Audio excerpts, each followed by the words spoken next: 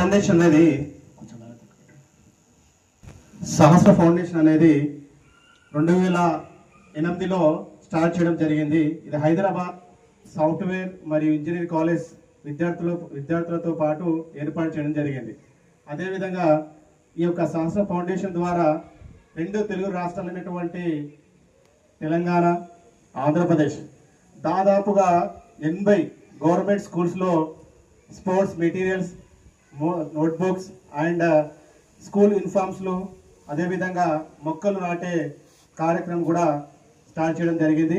అదేవిధంగా సహస్ర ఫౌండేషన్ అనేది kitchen garden, వ్యక్తిత్వ వికాస పోటీలు, స్పోర్ట్స్ కాంపిటీషన్ స్కాలర్షిప్ ఇవ్వడం కూడా జరిగింది.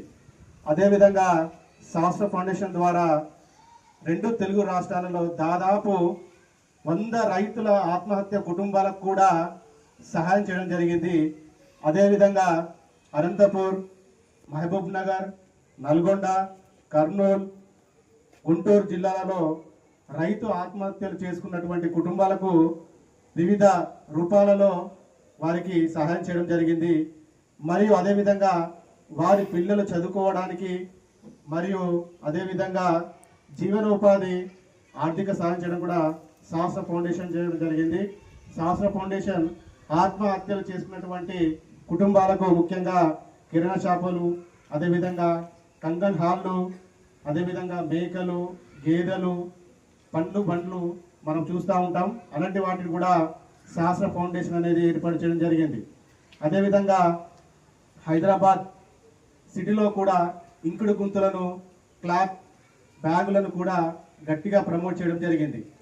మరియు మచిలీపట్నం, గూడూరు దగ్గర కూడా చేనేత గ్రామాలలో చేనేత కార్మికులకు కూడా మగ్గాలను ఇవ్వడం చేయడం జరిగింది.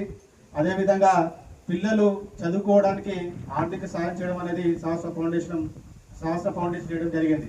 అదేవిధంగా ఇప్పుడు 2025 సంవత్సరానికి కూడా జెడ్పిహెచ్ఎస్ రామవరం స్కూల్ని విద్య సహస్రలో భాగంగా ఈరోజు పిల్లలకు కూడా యూనిఫామ్ మరియు అదేవిధంగా హరిత